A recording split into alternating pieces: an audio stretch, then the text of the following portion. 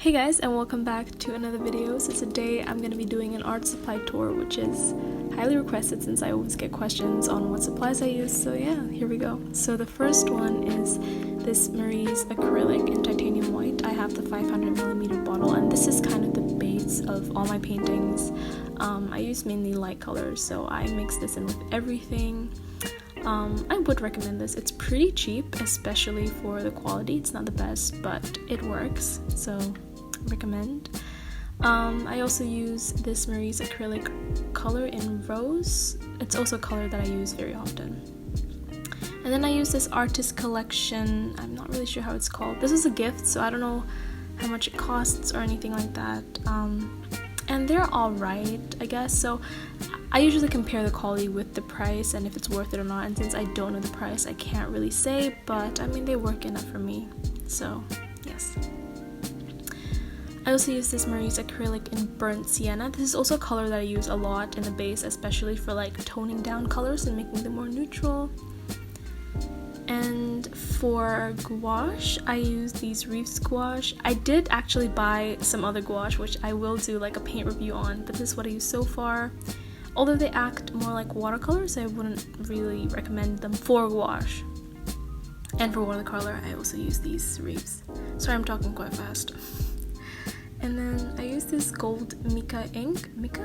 Anyway, yes, 7.5. It works quite well, although you do have to shake it quite a lot. For brushes, I don't really use anything super specific or anything really expensive. These are the brushes that I use. Well, actually no, I do use a specific brush. I usually use this one, Lira Giotto. Yeah, I'm not really sure how it's pronounced, but that's my go-to. These are just some new ones that I tried out. These are very, very soft, so I wouldn't recommend them for acrylic. For pens, especially for white pens, I use this Signo Uniball Broad White pen. I'm not good at but yeah, I do recommend that. It's one of the best white pens that I've tried. And this Unipen waterproof, fade-proof pigment ink, which is really important to make sure that it's like smudge-proof and waterproof, especially if you want to mix it with watercolor. Next, kind of given, but just this regular tape, 10 out of 10. You know, I don't got time for fancy washi tapes, also because they're expensive, you know. And palettes, I will use anything and everything, like you name it, lunchbox covers, white boards, CDs, like anything and everything. So yeah, that is the truth. Nothing special, literally, like cardboard wood, or like cardboard or something. So next, I use this watercolor paper, cellulose acid-free 10 sheets. So this is what you really want to be looking at, is the 300 GSM, which is kind of like the thickness of the paper, to kind of make sure that, you know, it doesn't like wrinkle when you add water to it, so it can withstand a lot of water. This one is quite textured. I don't know if you can see, that varies for me. Sometimes I like textured, sometimes I don't, but yeah, mainly just a 300 GSM watercolor paper.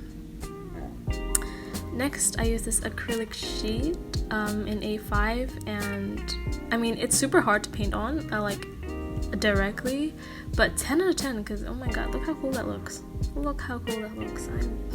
I love this so much. I actually started making commissions on acrylic sheets, which I will do a tour on soon, so yeah, stay tuned for that.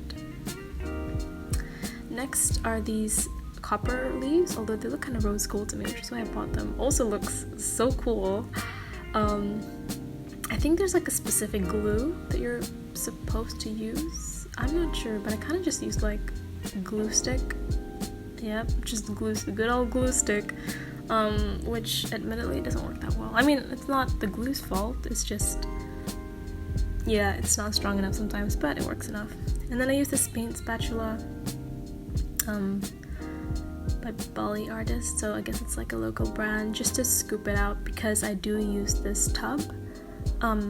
of white. And this isn't really an art supply, but this is just like a tiny little book that I have if I have like an idea for art or like a project. And I don't know, I love these like little notebooks and stuff, you know. I love like buying them even though I don't use them. I just like to collect stationery sometimes.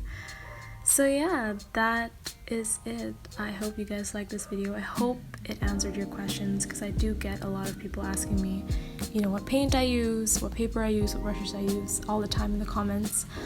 And yeah, hopefully this helps with that. All of these are pretty like low budget paints. I don't use anything super special, so yeah, hopefully it helped you guys out, and I hope you enjoyed this video. Thank you so much for watching, and I will see you in the next one. Bye!